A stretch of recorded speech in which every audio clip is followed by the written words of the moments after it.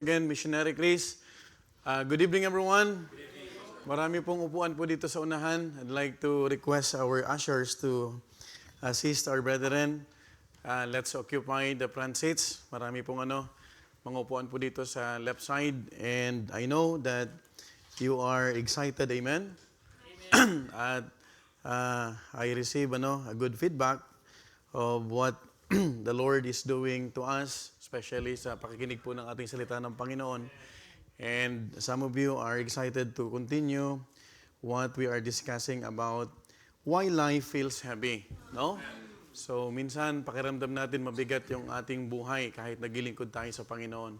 But salamat sa Panginoon dahil kahit po sa krisis ng panahon ay meron po mga promotion na in-extend ng Panginoon. I am glad to extend the celebration ni Sister Eliza because she was promoted in her workplace, no? Siya po ay na-promote sa kanyang office and at the same time, meron na itong hawak na tempo indeterminato. What a blessing. So magpapa-ice cream yan mamaya. Okay. Proverbs 21:19-30. I'd like to invite you all to open your Bible in the book of Proverbs 21:19-30. We're so glad nakasama natin si Sir Ronaldin, the visitor of Sir Rowena. And also, nandyan po sa Zoom si Brother Rani Sapanta, the visitor of Brother John Monte from Cavite, Philippines. So Proverbs 21, beginning from verse 19, you read verse 20 until we reach verse 30, we will read that in unison. The Bible tells us in verse 19, again, it is better to dwell in the wilderness than with a contentious and an angry woman.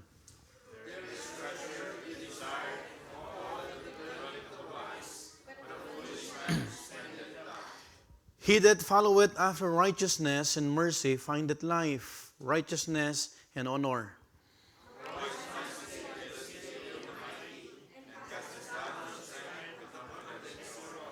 Whoso keepeth his mouth and his tongue, keepeth his soul from troubles.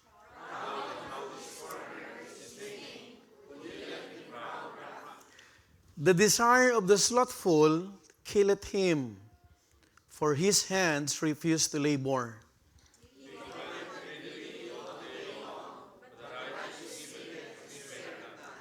The sacrifice of the wicked is abomination. How much more when he bringeth it with a wicked mind?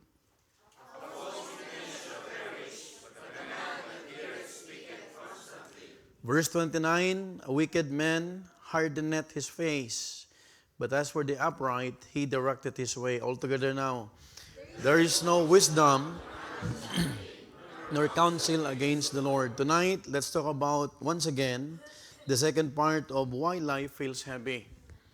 Why life feels heavy. Let's go to the Lord in prayer. Heavenly Father, once again, Lord, we are humbling ourselves before Thee. Indeed, it's a great privilege, Lord, to call You Father, to worship You in spirit and truth, and even, Lord, entrust ourselves before Thee because You are a faithful and a powerful God. Thank You, Father, that Your grace, Your mercy, and even, Lord, Your forgiveness always available for us. If You have seen our hearts, Lord, na nagpapakumbaba, Panginoon, please continue to forgive us, O Lord, and cleanse us through the blood of the Lord Jesus Christ. And I pray tonight that You could give us spiritual understanding. Help us, Lord, to decipher. Help us, Lord, to learn. Not just learn, Lord, but even, Lord, to obey those commandments, spiritual truths that You want us, Lord, to understand in our life so that we could please You and honor You, Lord, in our midst, O Father. Lord, thank You for this church. Thank You for the sweet spirit, O Father. And even I pray, Lord, that You will continue to magnify Your presence upon us so that we could truly see the clear, the visible opportunity and privilege, Lord, to be in Thy house, O God. Lord, I pray also that You will continue to use Thy servant. Use me mightily. Help me, Lord, to organize my thoughts. Help me, Lord, to just utter words that I could be a blessing to Your people, Lord, and even, Lord, to the visitors that we have. May You also guide us, Lord. May You also bless the technical aspect of our live streaming so that our brethren, Lord, who are following through this platform, Lord, could be able to understand clearly the message that you have prepared for all of us. And I pray also, Father, for those brethren who are not around because of some physical sickness, O God, may you extend also your healing mercy upon them, O Father, so that the following service or gatherings, Lord, they could also be able to be with us, O Father. Lord, I pray for those brethren who are traveling, going back to the Philippines. May you bring them safely, O Father, and help them, Lord, to maximize and give them a fruitful vacation or purpose, Lord, as we continue to commit all these things in the mighty name of the Lord Jesus Christ. Amen and amen. Please be seated.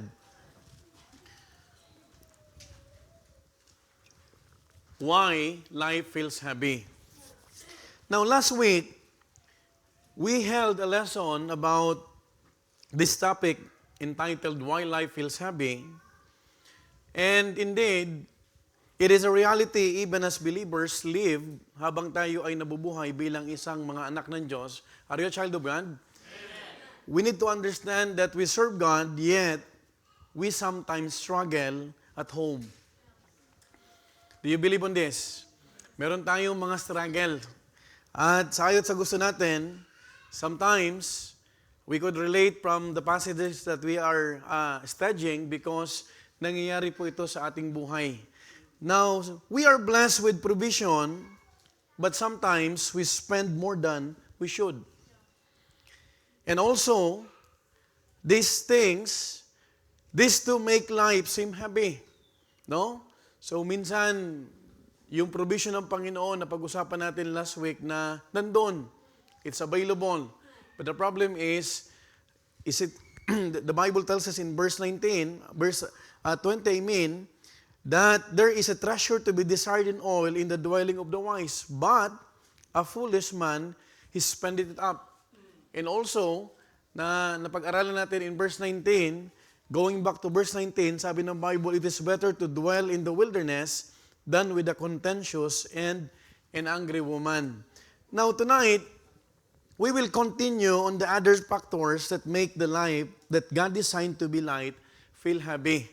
So I pray, and it's my desire as your pastor that we could uncover the last two, and we'll not just learn about it, but we will identify which among them has slowly crept in our lives. So tonight, let's continue what makes life seem heavy.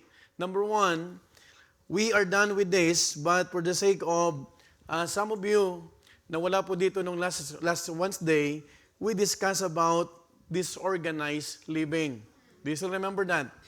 Now, life feels heavy when daily life is not ordered by wisdom.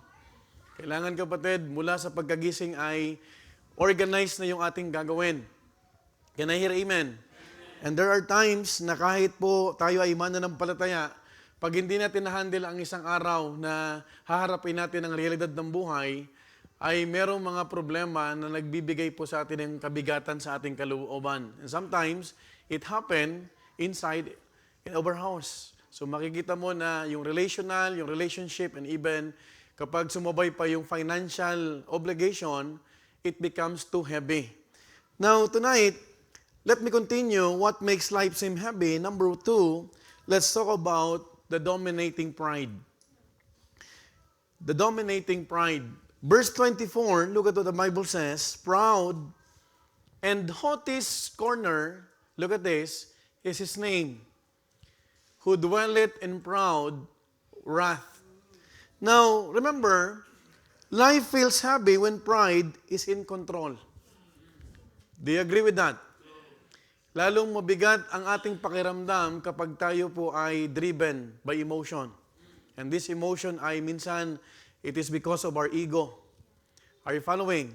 And that is why, this is a short verse, but the description piles up that it becomes a name. Have you noticed this verse 24? Look at this. Once again. Ang sabi ng Bible, proud and haughty scorner is what? His name. Who dealeth in proud wrath. Now, when we say proud, ito po yung pagmamataas sa sarili. Are you following? Now, himay-himayin natin itong maiksing verse na to. And the Bible tells us also, proud, not only proud, but even haughty. The word haughty It means, mapagmataas sa kapwa. Kung yung proud ay mapagmataas sa sarili, yung haughty naman, mapagmataas sa kapwa. Magkaiba po yun. Because sometimes we do not talk, we do not exhibit some harsh words or some actions, pero sa sarili natin, sa isipan mo, mas mataas tayo sa iba. Now also, the Bible mentioned in this particular verse, scorner. What's the meaning of scorner? Ito yung mga mapanlait. Are you following? Now, when these three are combined, take note, pag ito pinagsama-sama mo at nagpagsama-sama ito ni Haring Solomon, nagkaroon ng pangalan. Are you following? Have you noticed this? When these three are combined, the Bible says, it is His name. Now, it doesn't mean that our names will change. It means it becomes one's identity. Are you following? Hindi ito mapapalitan na I am scorner, I am proud. Hindi kapatid, but it becomes what? Identity. Have you noticed minsan sa workplace natin, pag may kasama tayong parang mataas ang kanyang pagtingin sa kanyang sarili, we do not remember him in his name. But we remember him in his attitude. Ayan na, parating na siya. Hindi mo na alala minsan yung pangalan niya, pero naalala mo yung ugali niya. Now, this is the reason why King Solomon said in verse 24, proud and haughty scorner is what? His name. So meaning to say, when it becomes our identity, it becomes or it means it's not a one-time reaction or burst. It becomes what? Our default. That is why we have to be very careful. Hindi lang kapatid tayo ay dapat mapigilan natin na maging prideful. Huwag tayong manlait. Are you following? Dahil sa kakalait mo, hindi mo alam, baka mas malala pa yung mangyari sa atin. Are you following? Now, have we ever been a proud person? This is a question. Have we ever seen or been a haughty person, yung laging may kaalitan? Have we ever been a scorner? May nakilala ka ba o may kasama ka ba na mapanglait? Lahat, mayroon siyang comment. Or have we met or spoken to one? Or hindi naman ikaw, hindi mo kaibigan, pero meron kang nakakasalamuha. Now, remember, we need to understand, minsan may mga taong, they're arrogant. Not only arrogant, but they are even what? Scorner. Manlilibak. And also, mapangutya. Hello? Tandaan nyo kapatid, we are created by God through what? His power, His word. And we are created by what? What? Fearfully and wonderfully. So kung anong meron po tayo, hindi ka dapat kapatid manglait ng iba. Are you following? Because sa ayot sa gusto mo, pag hindi natin to kapatid na handle, ikaw mismong nanlalait ang mahihirapan. Now take note, yung laging may pinupunang iba, laging nakabantay sa buhay ng iba, laging nanlalait at lagi silang magaling. Now take note, my dear beloved brethren, it's really hard to be a fault finder. A negative person and also a complainer. Hindi pa nga nagsisimula yung working fellowship, may nagrereklamo na. Ang bigat, kapatid, kasama sa buhay niyan. Tama mo ba? Hindi pa nga kapatid, nilalatag pa lang yung mga tinatawag na division of tasks, meron nang nasasabi. Pero pagdating sa kainan, sobrang bilis. Now, if you don't want to feel happy, my dear beloved brethren, let's avoid this. Because walang mapupuntahan kapatid ang mga bagay nito. You know what? Makikita natin kapatid, let me tell you, mabigat ang kasamang ganung tao. Take note. Alam mo kapatid, yung tahimik lang pero nagtatrabaho, yun ang masarap kasama. Pero ang hirap kasama, pag hindi po tayo aware, yung trabaho parang dati ang tingin mo magaan, nagiging mabigat na rin. Are you following? Because we need to understand, these are the things that makes our life feel what? Feels what? Happy. Because kung ang pananaw ng isa, kung ang naririnig mo, madali lang to. Pero kung ang kasama mo ay, naku, dami naman ito, kalat nito. Ikaw din nahihirapan. Tama po ba? You know what? Sa impresa, I've learned from this, Because minsan sa isang empresa, sa isang team, madali ang trabaho pagtulungan. Pero pag may isang nagsabi na, naku, hindi ito matatapos. So, meron kapatid, sa ayat sa gusto natin, nagiging impact sa atin. So, nagkakaroon tinatawag na problema na hindi talaga matapos. Pero how about if all the people that you are working with will have what? One goal. Di kaya to. Madali to. Are you following? Now, let me tell you, brethren, life becomes heavy when we have a dominating pride. Take note about this. It will not stop internally. It will declare itself somewhere. And mind you, folks, in our relationship, in our report, and even in dealing with others. Take note about that. Sabi ng Bible, who dealeth in proud wrath. You know what? Ang taong ma-pride, ang kasunod niyan, galit. Are you following? Kasi kapag siya ay kapatid, iniisip niya lang yung sarili niya, yung ego niya, hindi siya magpapatalo. And minsan, ang kadalasan, ang gagawin na lang niya, magalit na lang siya. Kahit alam niyang mali siya. And there are times, kapatid, we need to understand, it makes heavy yung ating pakiramdam dahil inuunahan tayo ng ating sariling ego. That is why we are to be reminded about this. And what follows a man with pride, who's haughty, and is his corner, is what? Wrath. Pag hindi natin na-handle to, ang dulo nito lagi, ang bottom line is what? Galit. Hindi lang basta galit. Sabi ng Bible, wrath. What is wrath? Puot. Mas mabigat ang puot kaysa sa galit. Do you understand that? Now, hindi po napapansin kahit sa buhay mag-asawa, pag lumalala at pinapatagal ang alitan, yung simpleng alitan, pag tumatagal at pinapabayaan, nagiging mas mabigat. Tama po ba? Tapos nagpa-pile up, pag nag-pile up na, hindi naman kapatid, kung babalikan nyo lang yung pinagsimulan nyo, maliit na bagay. Pero dahil pinabayaan, it becomes what? From hatred, naging furious ka, naging wrath. Ayaw mo na siyang makita. Ayaw mo na siyang makausap. Now, mind you, my dear beloved brethren, makikita natin kapatid, that if in our first point, a man follows righteousness and mercy, in the second point, when he follows pride, he is followed back by wrath. Di ba nung unang puntos natin, ang pinapalo ng wise is yung righteousness, yung mercy. Ito iba, ang pinapalo niya is what? He was followed by what? By wrath. Because he was what? Prideful. And because of this, when pride is in control, number one, any correction from the preaching will feel like an attack. Let's be very careful about this. Now, tanungin kita, kumusta po tayo pagdating sa preaching? Do you feel you are being attacked when the message is, kumbaga, it is the exact need. Alam mo kapatid, there's one thing that I've learned. If you want to be blessed by God, every time na pumupunta tayo, you have to pray for the specific message. Lord, speak to me. Because if you prayed for this, you are prepared. Amen? Pag hindi ka kasi handa, ang lalabas lang, ayan, ina-atake ako. Pinaparinggan ako ni Preacher Joshua. Hello? Are you following? Secondly, any correction from others will feel like you are just misunderstood. Take note, when someone is correcting us, please learn to submit. Because if you are being corrected by someone, it means he loves you. Pag hindi ka na kino-correct, mas mahirap yan. Ibig sabihin, wala na siyang pakialam sa'yo.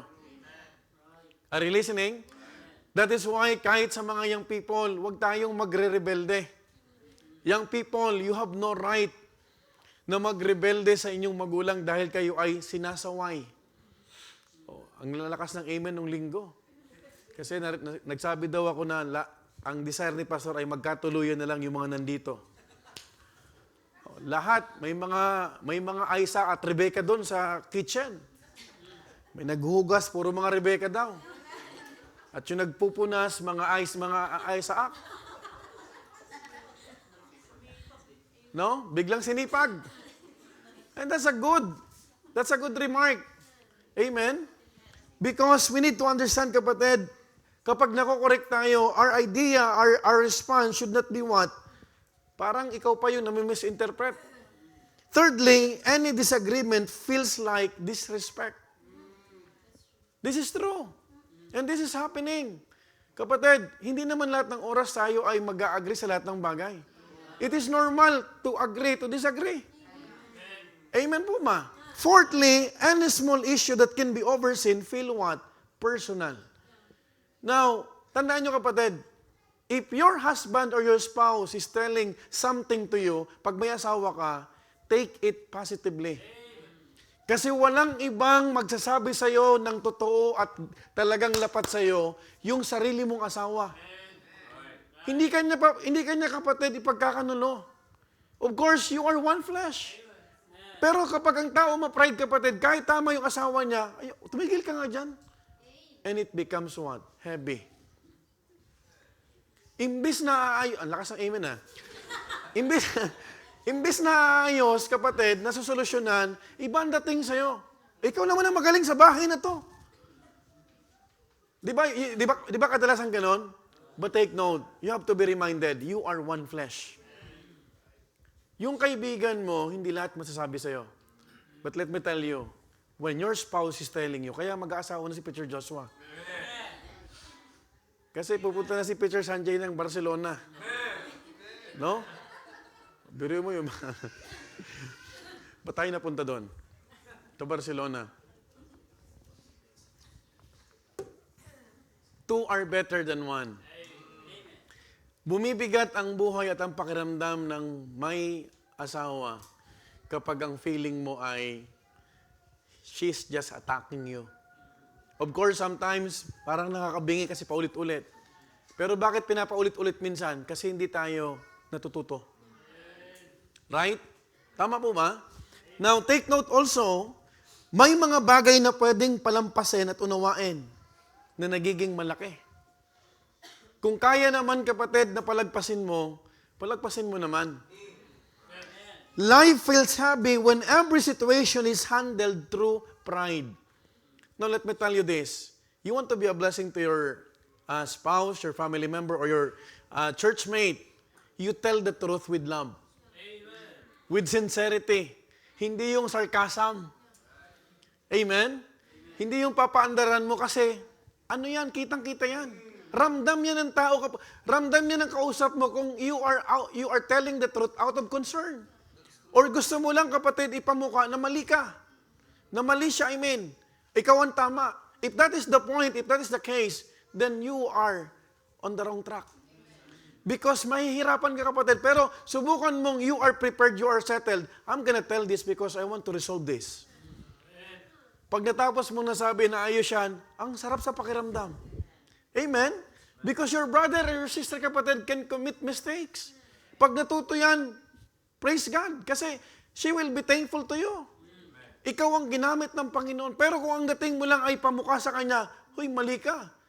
What is, by the way, you have to understand this. Ano ang purpose? Bakit mo gustong sabihin yan? It is out of pride? Or ipakita yung ego mo lang na ganito? Ikaw yung tama lagi. Now folks, let me tell you, bumibigat kapatid ang buhay lalo kapag may mga ganito tayo kapatid. And remember, and what hurts is, a person can seldom escape pride. Why? Because pride begets pride. Hello? Pag hindi mo yan na-handle kapatid, yung pride nanganganak ng isa pa. And pride, listen to this, provokes pride.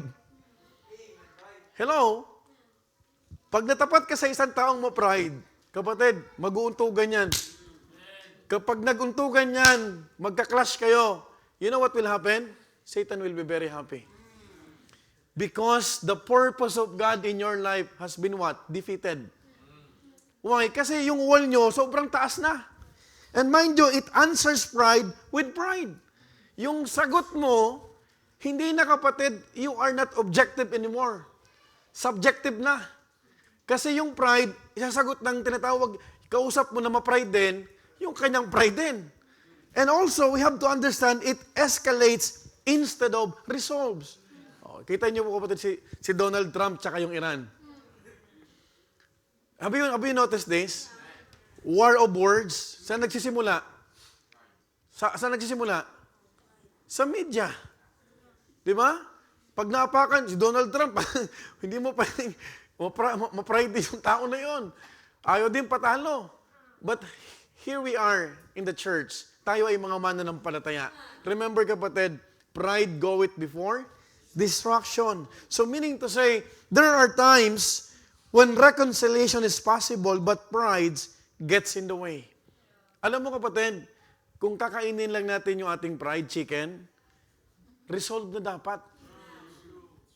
Bakit? Minsan ayaw magpakumbaba. Ayaw umamin ng mali. Pag hindi ka umamin ng mali, walang mangyayari sa'yo. Hello? Listen to me. You have to understand this. Hindi ka magiging, kapatid, hindi ka bawasan ang umamin ng mali mo. Can I hear amen? Pag mali ka, huwag mong panindigan yan. Hindi ka dyan matututo. But the moment you said, mali ako, forgive me.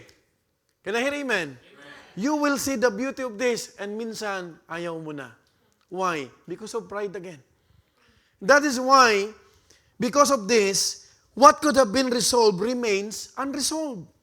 And pride would rather keep the conflict than lose the argument.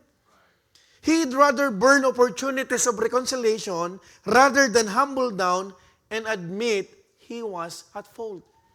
Sa mag-asawa kapatid, mahalaga to. Amen? Amen po ba? Parehas kayong galing sa trabaho. Pag ma-pride yung isa, you have to take note about this. Hindi masosolusyonan ng problema kung alam mo na makikipagmataasan ka pa. And by the way, it's not right to think that you're always right. You're definitely wrong. Kung laging mong iniisip ikaw ang tama, kapatid, mali yun. The moment that you think about it, mga kapatid, you are wrong. And on the opposite side, he would rather lose the person than forgive. Birayin mo yan, hindi ka matutulog sa katabi niya dahil hindi mo siya ma-forgive. Tapos lilipas ang umaga, nandun ka sa baba, nandun ka sa sopa, natutulog ka. Hello? And it's not right. It's not a good testimony. And by the way, if you are a married person, hindi tama na nakikita yan ng anak mo. Alam mo ba yung mga little Betanites, nagmamarites din sila? Say me, papa. Rabiato con la mia madre. Kami nga nag-usap, kami ni Ma'am Agnes, nako, pag ito si Gab nakakapagsalita na, patay tayo nito. Kailangan si Spire pag galing ka sila. Kasi gaganon-ganon yung bata. Ay, yung bata, ang memory niyan, mataas ang giga pa niyan. Ang isip na puro pagkain lang eh. Wala pang problema. Now, take note, my dear beloved brethren, because of that, pride can turn simple problems into lasting burdens. Kung babalikan nyo lang yung simula, ang simple lang. Ang liit lang. Yung pinag-awayan ninyo, di ba? Naplansya niya lang yung pantalon mo na dalawa ang hati. Hindi mo naman makalimutan. Sinabi ko na sa'yo, dapat isa lang hati eh. Hello?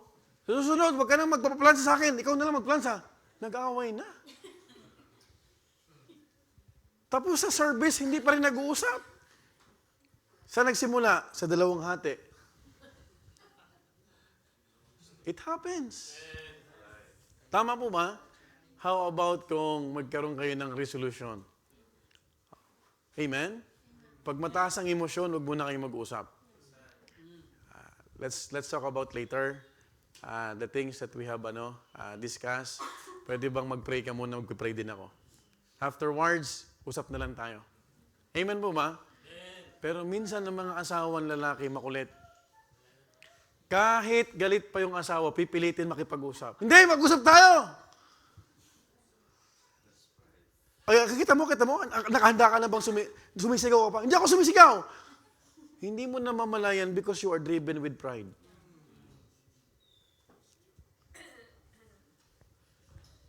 Is it happening? Is it happening? It is happening. Inside the Christian home. That is why we're talking about the book of Proverbs.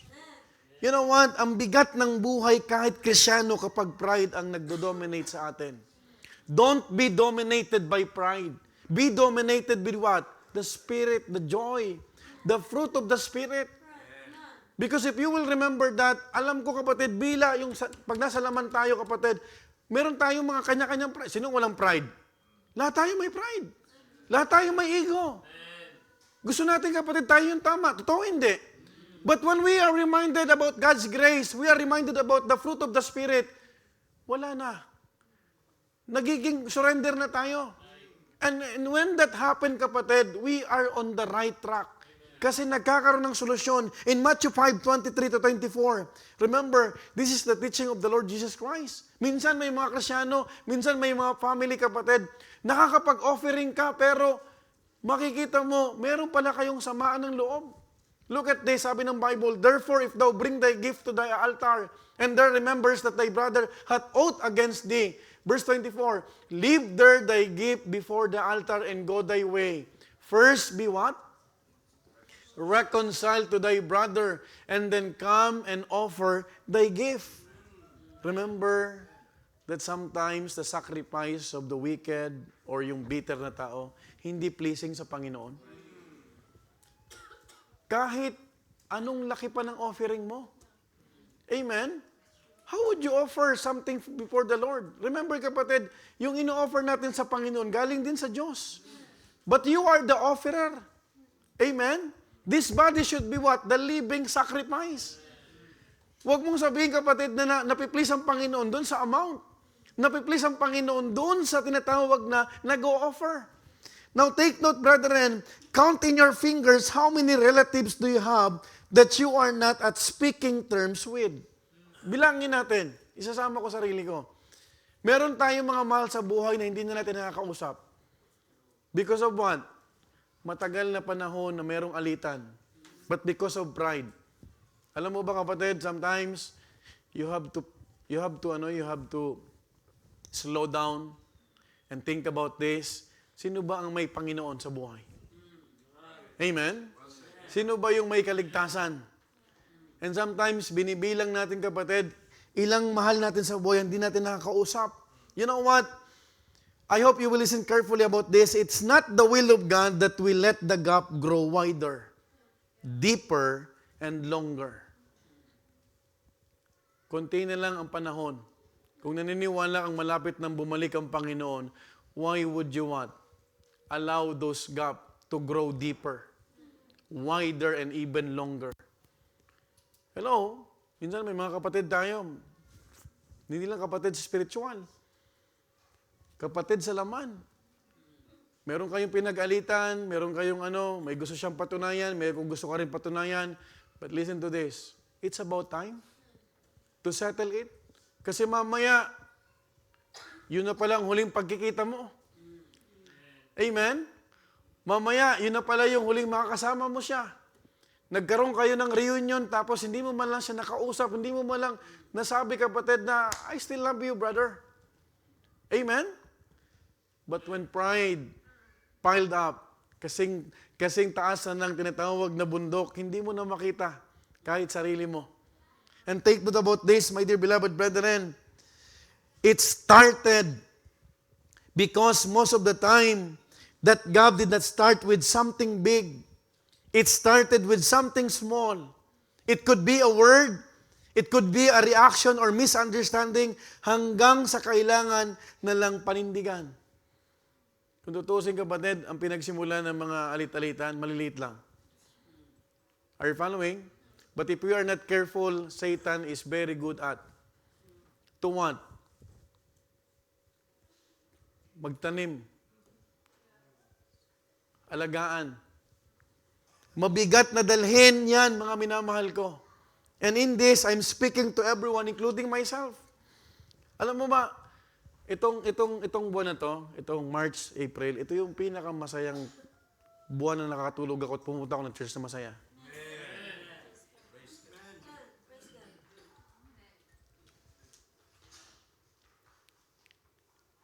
And have you realized when Senior Tricarico gave us yung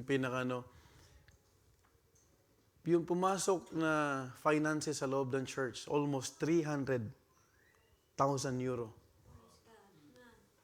600,000.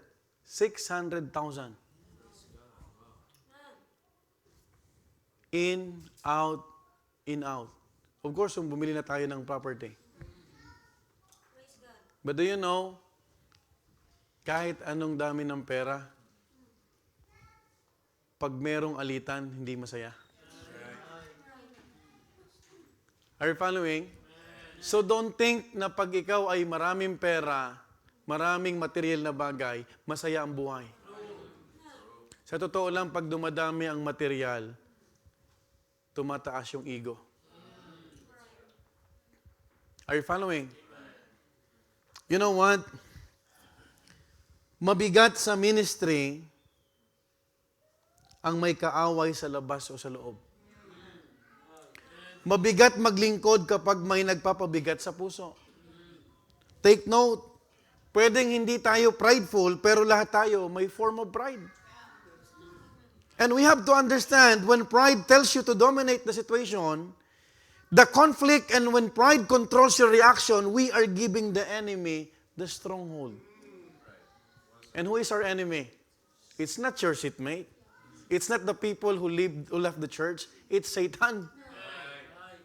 Ang totoong kaaway natin, hindi tao. It's Satan. That is why, kapatid, kung meron man tayo dapat mapuutan, si Satan. Because it is Satan who used people to hurt people. At yung people lang, yung God's people, kapatid, pag yan nagkasundo-sundo, it unites the body and it pleases God. Doon naman nalulungkot, nagagapo si Satan. Pambira, walang nangyari sa ginawa ko. And mind you, my dear beloved brethren, it breeds an unforgiving spirit. We keep track of the people who wrong us and oftentimes, kapatid, the offenses that we were made to us. Now, listen to this. Huwag niyong alagaan yung offenses na ginawa ng iba sa'yo. Let bygones be bygones. Huwag mo siyang markahan. Sige, papatawarin kita, pero markahan kita. Because gagamitin ng enemy sa'yo yan. You know what, my dear beloved brethren? Instead of counting our blessings, we count our hurt. Why would you count for those, alam mo yun, yung mga sakit mo? Ba't di mo bilangin yung blessing? Ba't di mo bilangin, isipin kapatid, yung naging pagpapala yung asawa mo? When you are down, when no one believes you, do you know that it is your wife, it is your husband who supported you?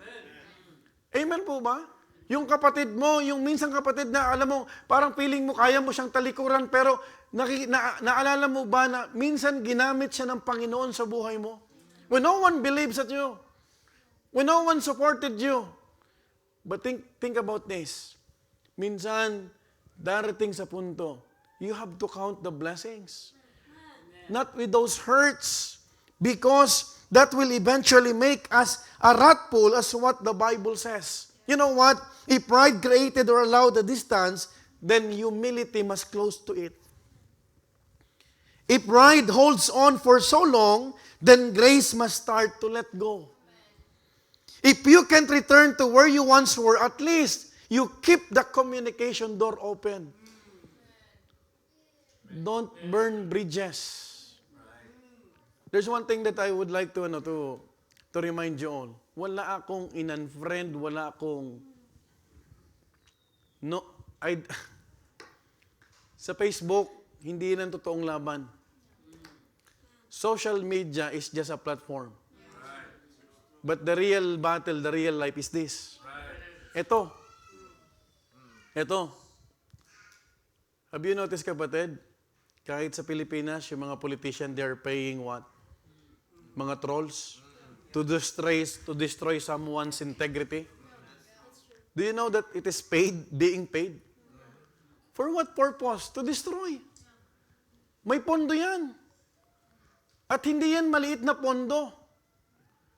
Pero kapatid, hindi tayo nasa politika, hindi tayo nasa mundo. We are the body of Christ. Amen. You know what? This is not a pep talk. It is what the Bible says in Romans 12:18. Look at what the Bible says. If it be possible, as much as light in you, live peaceably with all men.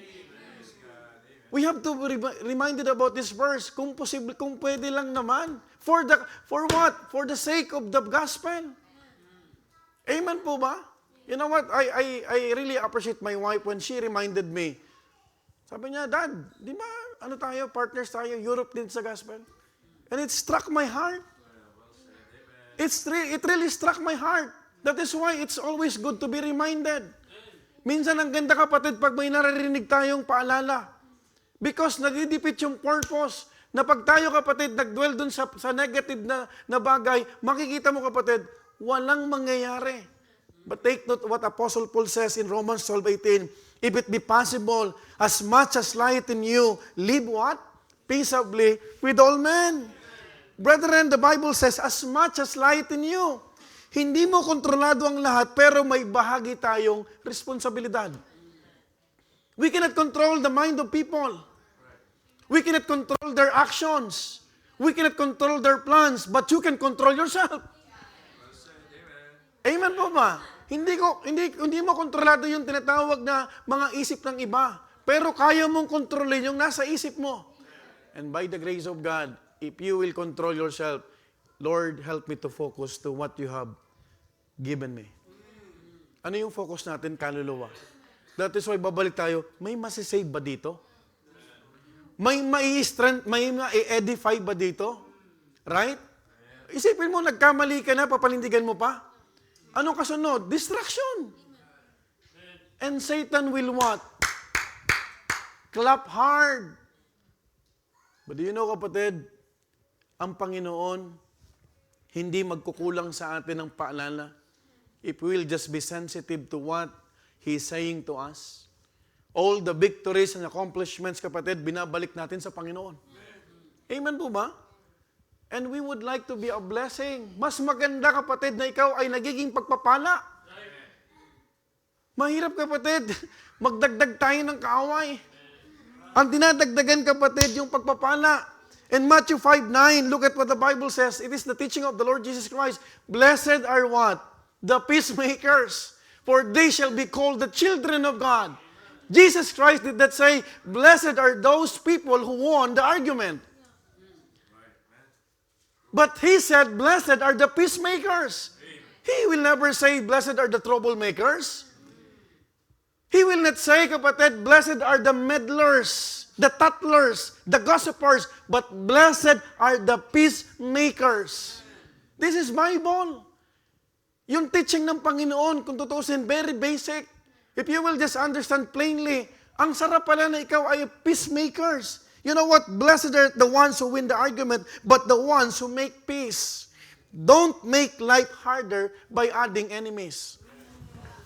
Pupunta ka sa domo, may kaaway ka. Pupunta ka sa Cordusio, pambira, dito na naman kaaway ko. Because you are recruiting. Para bang ang kaaway sa'yo parang magnet ng ref. You are collecting magnet. Don't do that. Amen po ba? You know what? This is one thing that we learn. If you tell the truth, if you tell your peace, nasa kanya kung gagawin niyo hindi.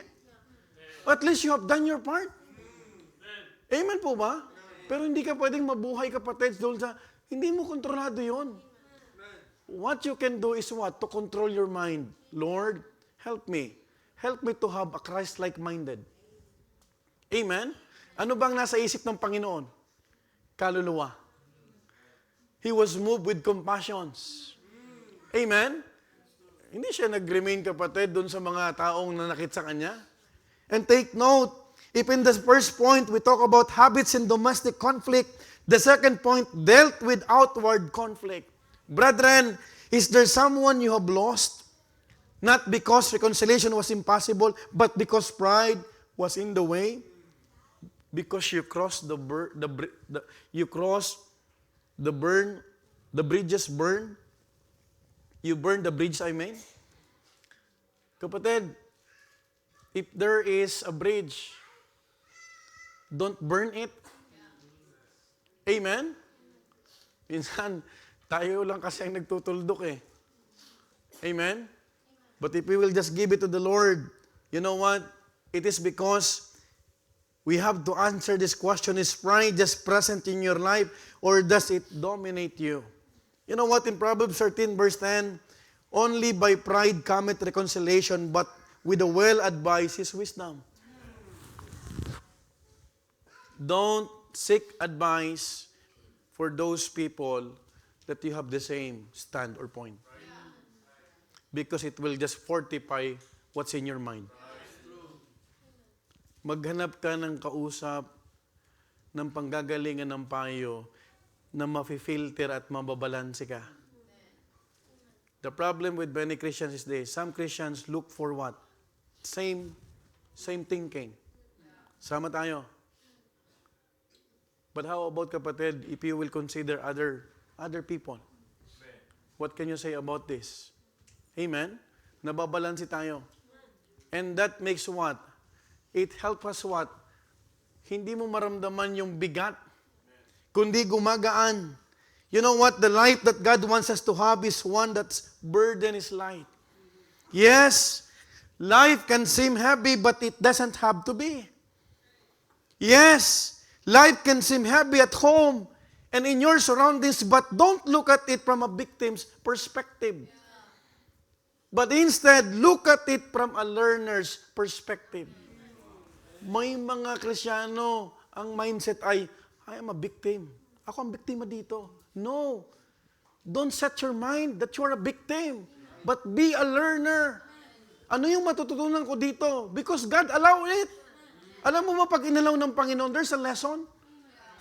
He will not allow things to happen in your life. Walang aksidente. Yung nangyayari sa atin specifically, mind you, let me remind you, hindi yan bago. There's no new thing under the sun. There's nothing, kapatid, in our family na hindi alam ng Panginoon. Walang issue, kapatid, sa loob ng church na hindi may kinalaman ng Panginoon at hindi inalaw ng Panginoon. But we need to understand this. Don't have a mindset about ako ang biktima. Lahat tayo ay estudyante. Including your pastor. Do you know your pastor is also learning? Paano ka matututo kung wala kang haharapin? There was an idiom, you face the music. How can you face the music?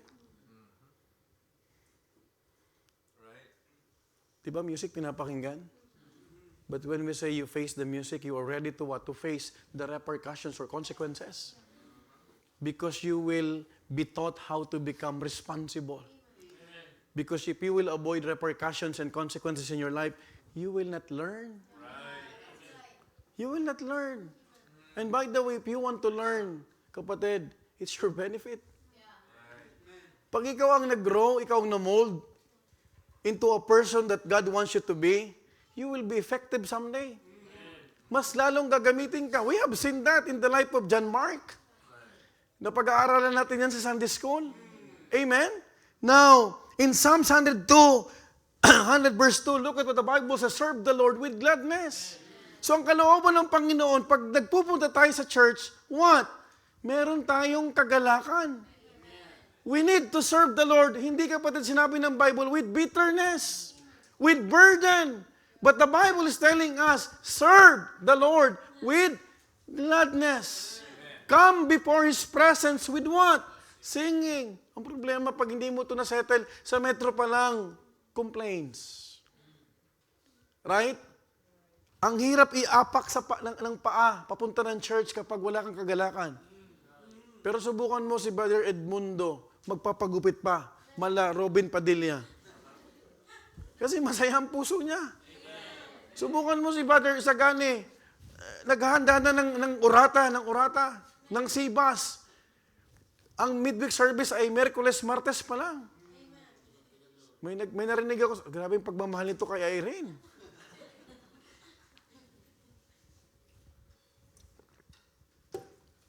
So what can I do? This is the question. What can I contribute to make it better? What can I learn? And how can I do my part? You know what? If that will be our motto, including all of us, life will be easier. And serving God will what? Be happier. Alam mo, ang sarap, napupunta ka ng church, masaya ka. Amen? Biro mo, nagre-review kayo, nangihingi ng reviewer si Sir Laika, tapos ang highest si Sir Laika. Yung hiningan, bagsak. Di ba masaya? Amen. It happens. Nadaanan ko, Sir Laika, sis, naku, paso nakalimutan ko, may exam pala ngayon. Buti na lang, mabait yung aking mga classmate, nagbibigay ng reviewer. Eto na, paglabas ng result, mas mataas si Laika.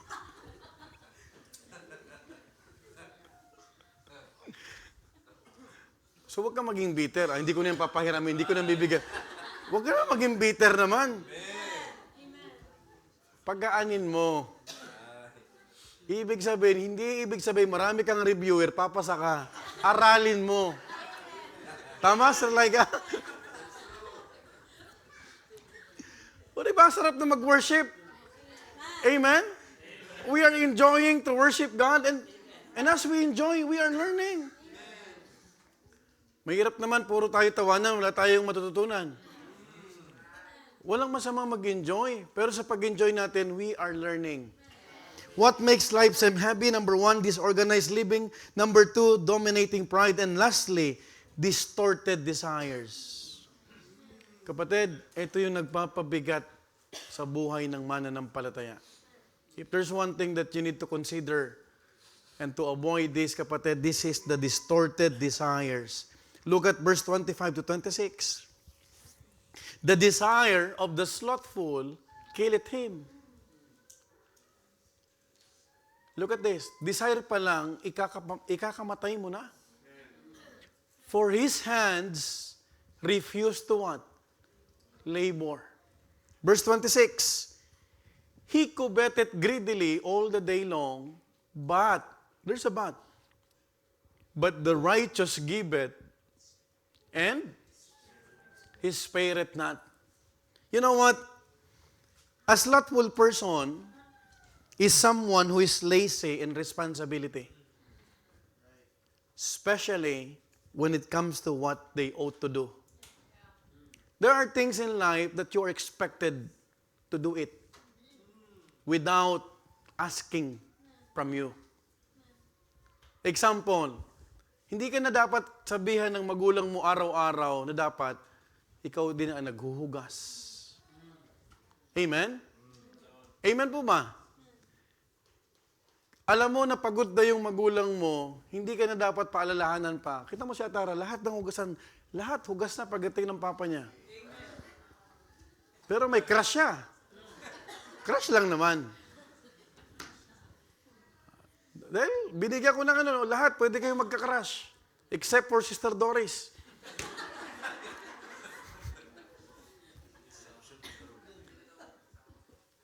Not just physically lazy, but unwilling to act when action is required. You know what? This is only a side note. Merong ugali ang anak ko na natutuwa ko mag-asawa dahil ang favorite activity sa loob ng bahay is to read books. Hindi yung word by word. Yung mga picture, binabasa niya. Meron siyang paboritong storybook entitled, Slowly, Slowly, Slowly.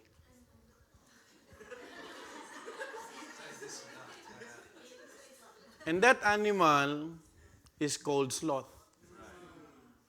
Alam mo ba ang slothful? Dito galing. Etong favorite ng aking anak. Pag binigyan mo siya ng libro doon, ang pipiliin niya ito. Slowly, slowly, slowly. Slowly, said the sloth. So nakangiti na siya. Pero pag binasa mo yan, dapat pabagal din. Pag binilisan mo, magagalit yan. Now, this is a picture of a sloth. He is on a tree all day. They are passive. They do not hunt. They just eat leaves. Hindi yan umaalis. Ayaw niya maghanap ng insekto, ng pagkain. Gusto niya, dan lang nakakabit. Kung anong merong dahon, yun ang kakainin. But the Bible, listen to this, is not describing an animal. It is describing a spirit. The sloth in the Bible is not just slow, but he is a selective. Hindi lang siya mabagal, kundi selective siya. He is slow to work, but fast to eat leaves. He wants low effort, but high return. Lazy, but covets greedily all the day long. Alam mo, we have to learn from this animal. Kasi ito ang nagpapabigat sa buhay natin kadalasan. Pag ang tao tamad, maghihirap yan. Believe me, ang taong tamad ayaw makasama ng masipag. Are you following? At ang taong tamad, ang hirap pakainin. Listen, now, even as a believer, if your heart is always chasing more, you will never feel settled. This is a distorted desire, and it creates a cycle of dissatisfaction with believers. Number one, always wanting. Pero ayaw magtrabaho. Always comparing. Ba't ka magkukumpara sa iba? Yung iba, hardworking. Ikaw nakasabit lang. Always lacking. Ang nakikita ng tao na tamad, kulang. Pero yung biyaya, hindi niya makita. That is why it is included in this passage, my dear beloved brethren. It is when a believer wants instant gratification, wants success, but doesn't want to work hard. May mga young people na may ganito. Pero nasa isip nilang may ganito, ayaw na mag-aaral. Makukuha lang ng 80, hindi na mag-aaral. Ano gagawin? Kakain. Manunood. Sunod na exam, bagsak. Why? Early gratification and what? Slothfulness. That is why parents do not inculcate to the mind of your children, nak, matalino ka. You just tell him, you are hardworking student. Believe me or not, kasi pag kinondisyon mo ang anak mo matalino, alam mo ba pag ang bata, sinabi mo matalino, mayabang.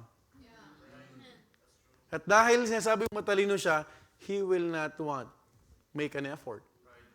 Believe me, because that's what the Bible says. Pag ang bata kapatid hindi na train sa ganito at lagi nasa matalino naman ako eh. 'Di ba? Tama po ba? But if you're going to understand this, it is when a believer wants instant gratification, wants success but doesn't want to work hard, lazy but always wanting, idle but always desiring, still but never satisfied. This is a dangerous condition. Delikado to. Ito pang mahirap. At pinakamahirap sa lahat.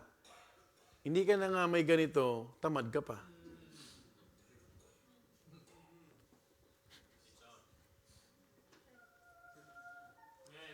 Now, let me encourage you, students, young people, Bible school students, walang nilikha ang Panginoon na bobo. Meron tamad. Do not accommodate in your minds na ikaw ay bobo. Walang bobo. Alam mo ang tawag dyan? Tamad. Because if you will wake up early in the morning and to study hard, sasabihin ko sa iyo, hindi ka makukuha ng passing grades. It's more than that.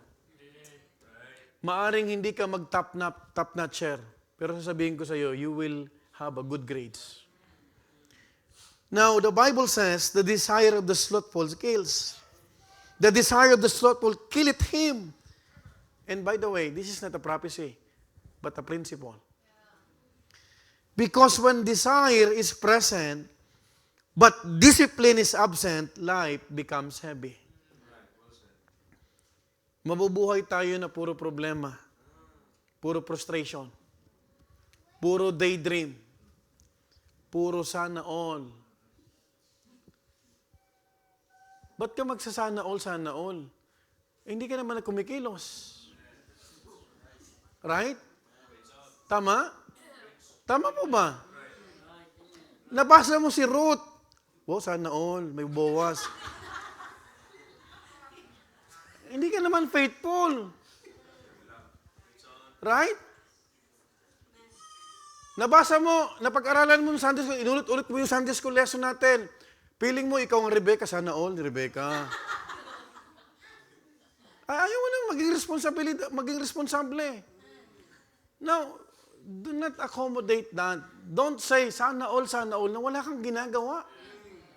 Dahil ang pinapahirapan mo, sarili mo. And you know what? You need to understand, because you live in constant frustration, other success will bring you what? Insecurity. Huwag ka ma-insecure sa iba. Be happy when someone is happy. Amen?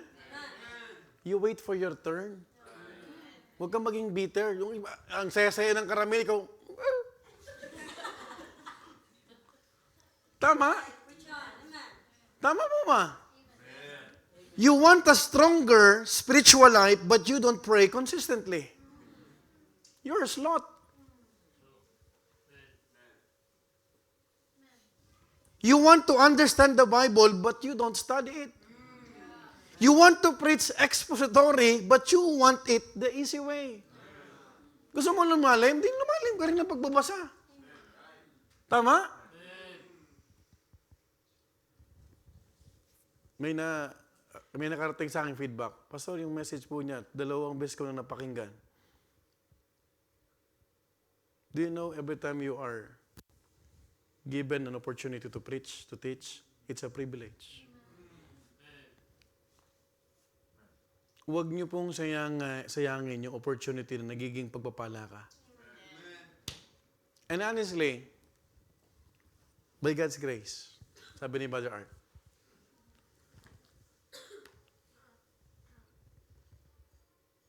hindi ko pa mabilang sa 2-3 na umulit ako ng message sa 15 taon.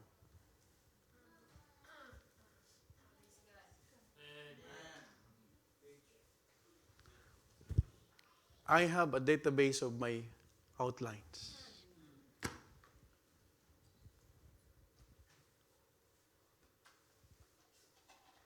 Pero hindi ko po inulit yung mensahe ko dito. Because I don't want to take it lightly na pwede palang gamitin ka ng Panginoon. Di ba ang sarap sa pakiramdam, people will appreciate your labor. Amen? Amen po ma? At naging blessing ka dun sa tao na naging impact, ang laki ng impact nung narinig niya yung preaching mo. Hello? At sometimes may mga preaching tayo na hindi mo na makalimutan na napakinggan natin. Hello? Are you following? Yung iba naman natutulog, talagang walang maintindihan. You pray to be successful, but you are not studying. You want peace, but you don't deal with what's causing unrest. So every day, you feel behind, one frustration after the other, and this makes life feel heavy. Minsan, mali ang prayer natin. Lord, parang, bakit walang nangyayari? But have you asked yourself, may ginagawa ka ba? Don't expect changes or change in your life without changing your activities. Hello? Are you following? Gusto mo ng pagbabago? Tayo ang unang magbabago.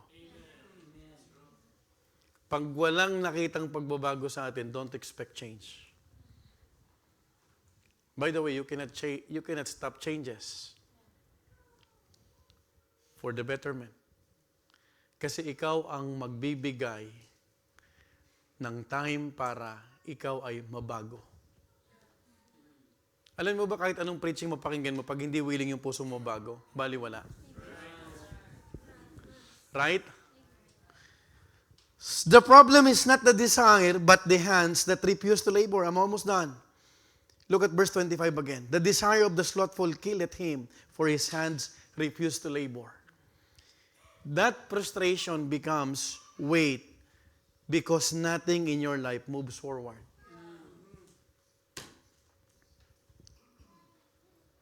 But I don't want to end this message on a negative note. There is a but there is a blessing reserved to the giver. Have you noticed in verse 26? Look at this. He coveteth greedily all the day long. Hindi siya, kapatid, separate na paragraph or statement because there's a colon. But the righteous giveth and what? Spare it not. Now listen. Look at the contrasts. Tingnan niyo yung pagkakaiba. We must understand that giving is not randomly inserted in this particular passage. It is the answer to the problem in the verse.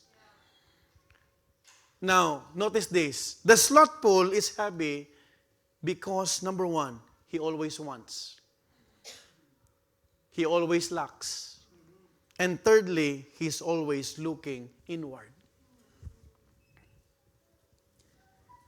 But the righteous is lighter. Kung mabigat ang isa, ito naman magaan. Why? Because number one, he gives. Number two, he acts. And thirdly, he lives outward. Hindi siya nakapokus sa sarili lang niya. Don't build yourself, kapatid, na parang ikaw lang ang nabubuhay sa mundo. You seek opportunity, you seize an opportunity to be a blessing to other people. Maghanap ka ng ways. We need to find ways on how to become a blessing. Why? Because giving is not a side topic or a randomly inserted idea in this verse. It is simply the direct contrast to a life consumed by desire. If you have a distorted desire, it will kill you. Magkakasama to. Hindi to hiwalay. Hindi to out of context. Hindi to paningit. The same thought. And this is the answer. The righteous gives, and when we give, we stop measuring what we don't have and start using what we have. What are the things that you have today? Question, are you using that for the Lord? Okay, may talent ka. Isa, dalawa, tatlo. Mas marami kang talent dun sa iba. Ang tanong, ginagamit mo ba?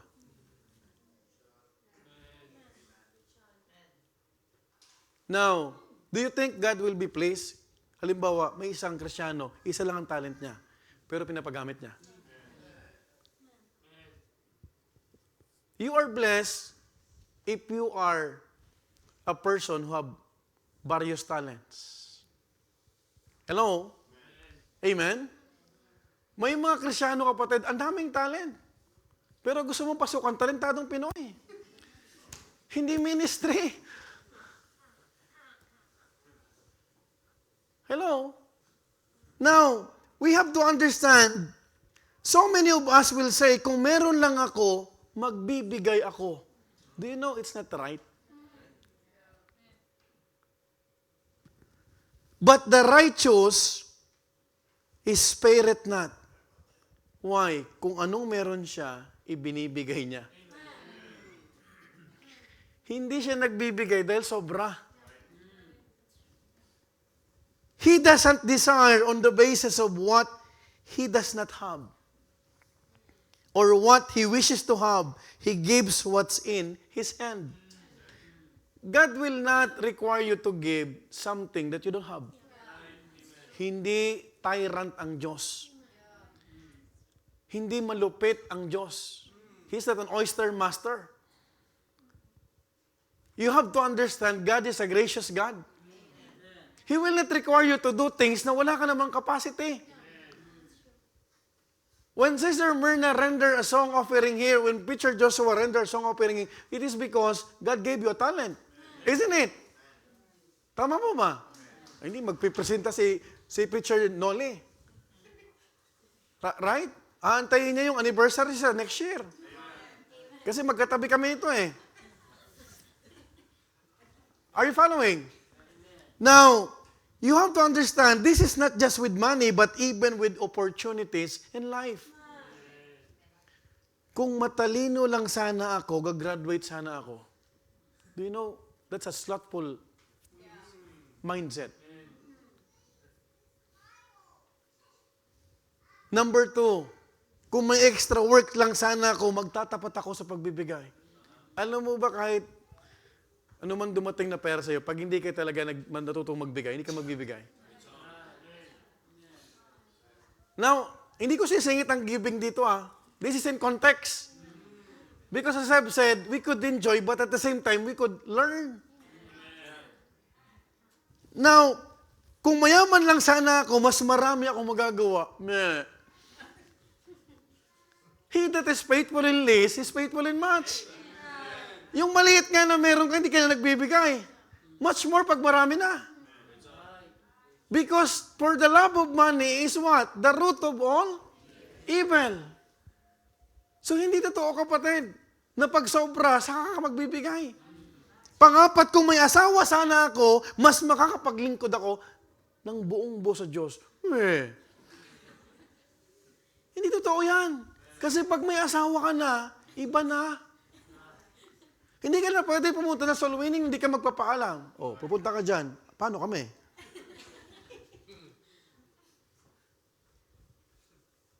There are Christians, kapatid. Sometimes you're waiting for God's answer and you are thinking about this. Kung may anak tayo, siguro masaya tayo na magkakasama. Alam mo ba pag nagkaanak ka, pag hindi kayo settled na mag-asawa, mas magulo. Listen, outreach brethren. When we waited for God, we came to a point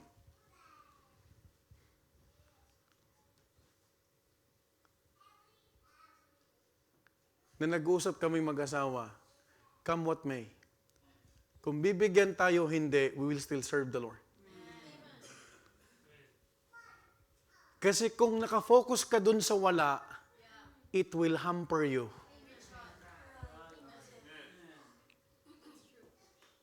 Alam mo ba, pag hindi kayo settled na kayo pa lang, mas magulo ang buhay at bibigat ang buhay pag may anak na.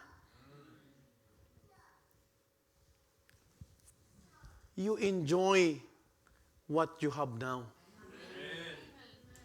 Amen? Don't be obsessed. Don't be defocused. May mga pinapagawa ang Panginoon sa atin na hindi mo nagagawa dahil nakatuon ka doon sa gusto mong magawa. Why don't you think about, Lord, paano ako magiging blessing? Amen? Because time will come, magugulat ka na lang, ayan, may baby ka na.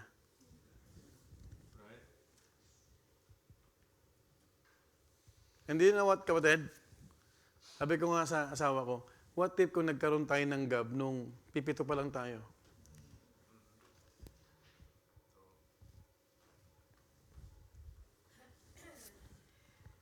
Do you know, God is too wise to be mistaken. Supper yan si Gab. So may mga bagay na pinagpipray tayo, hindi mo pwedeng madaliin. Hindi totoo na pag wala kang love life, boring ang church life mo.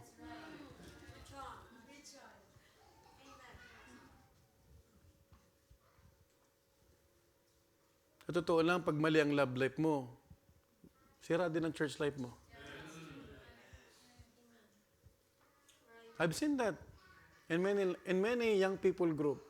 Dati nagkukwentuhan, nagpe-fellowship, nagkagulo-gulo dahil lang sa iisang lalaki. What a worse scenario. Hello? That is why tinuturuan tayo sa loob ng church. Huwag natin pabigatin ang buhay. I want the result, but I'm waiting for ideal conditions before I act. If your joy is waiting on something you don't have, your life will always feel heavy. The righteous are different. He does not wait for the ideal opportunity to come. He gives liberally his effort, his unpolished skill, his basic wage to the Lord and for the Lord. Brethren, why does life feel heavy? Not always because life is hard. Not always because people are difficult. But many times because there are things inside us that we need to deal with.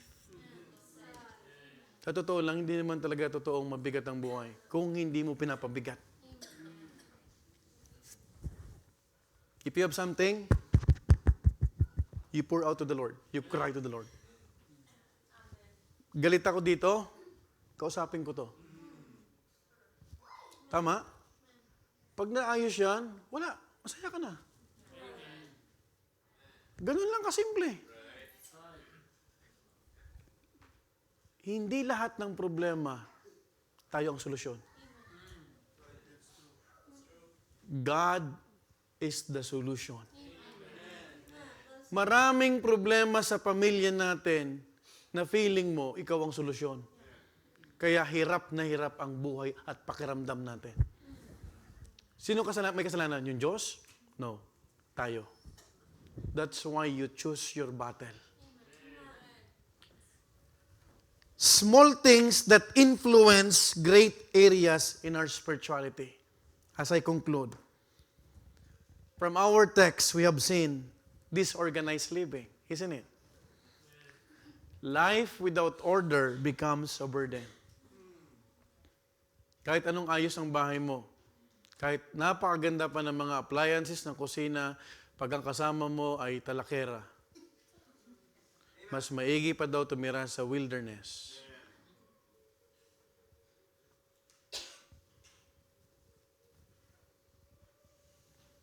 Kahit ang ulam nyo ay sardinas. But if you know how to spend wisely, hindi nyo pag-aawayan ng pera. Number 2, dominating pride. Life with unresolved conflict becomes heavy. And lastly, distorted desires. This is the life filled with wanting but not doing becomes frustrating.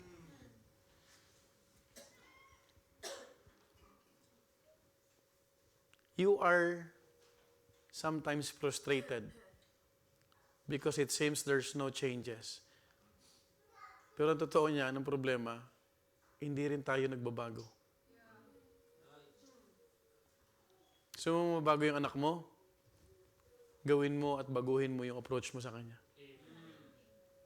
Amen? But when we begin to address this, God will allow us to see and experience the joy in Christian living.